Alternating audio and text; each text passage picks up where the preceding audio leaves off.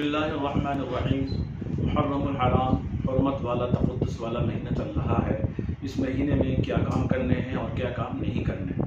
اس کے بارے میں یہ ضابطہ ہمارے پیش نظر رہے کہ جو کام جن کاموں کے کرنے کا اللہ اور اس کے رسول نے حکم دیا ہے وہ کام کر لیا جائے، اور جن کاموں سے منع فرمایا ہے یا جن کاموں کے نہ کرنے کا حکم دیا ہے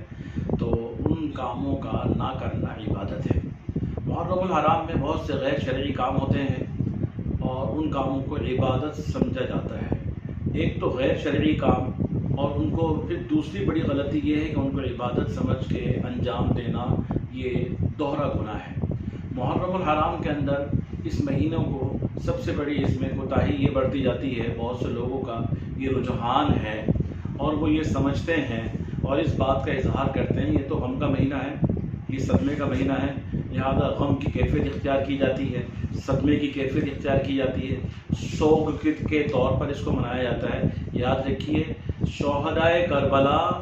کا سوگ نہیں منایا جائے گا۔ شہدائے کربلا کو اللہ تعالیٰ نے شہادت کے عظیم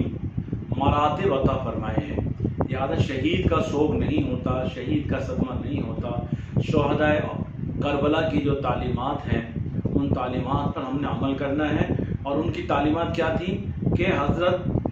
حسین رضی اللہ تعالیٰ عنہ نے اپنی جان کا نذرانہ پیش کیا اپنے نانا جان کے دین کی سربلندی کے لیے، اپنی جان اور اپنے اہل بیت کی جانوں کو قربان کر دیا کہ سنت پر آنچ نہ آئے، دین پر آنچ نہ آئے۔ لیکن آج جو بھی کچھ اس مہینے میں کیا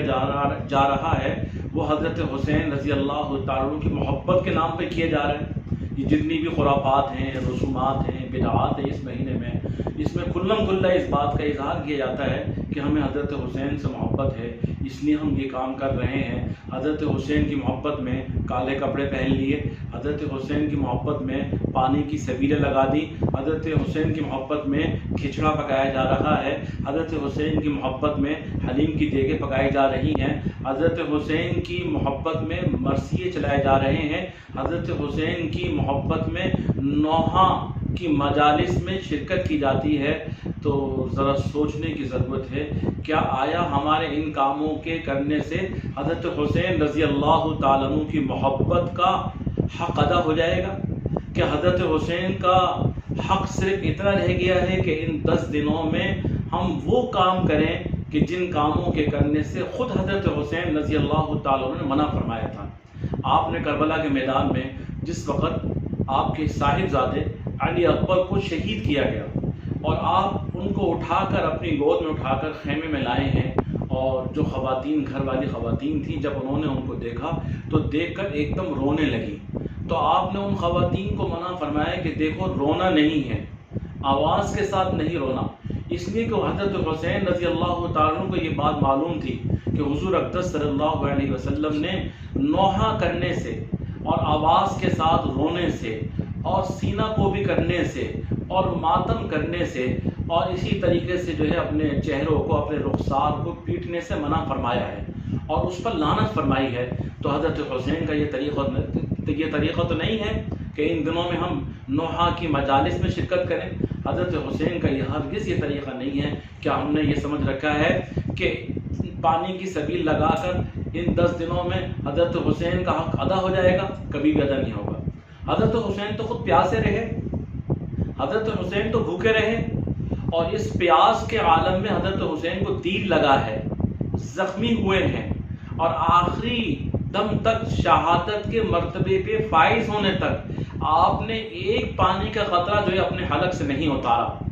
اور آج جو ہے ہم الٹا کام کر رہے ہیں، الٹ کام کر رہے ہیں، یعنی ان سے محبت کا اظہار اس طرح کر رہے ہیں کہ ان دنوں میں ہم لوگوں کو زیادہ پانی پلا رہے ہیں، ان دنوں میں ہم لوگ، حضرت حسین بھوکے تھے، ان دنوں میں ہم لوگوں کو زیادہ کھانا کھلا رہے ہیں۔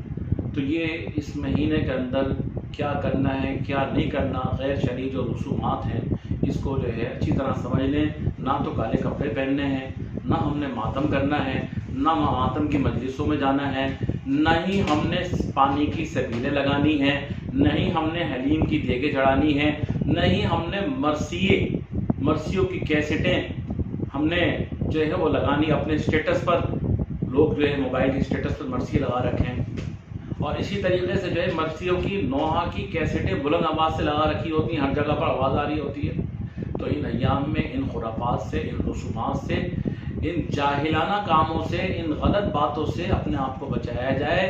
اور اس کو دین ہرگز نہ سمجھا جائے۔ البتہ جو لوگ جن کا یہ عقیدہ ہے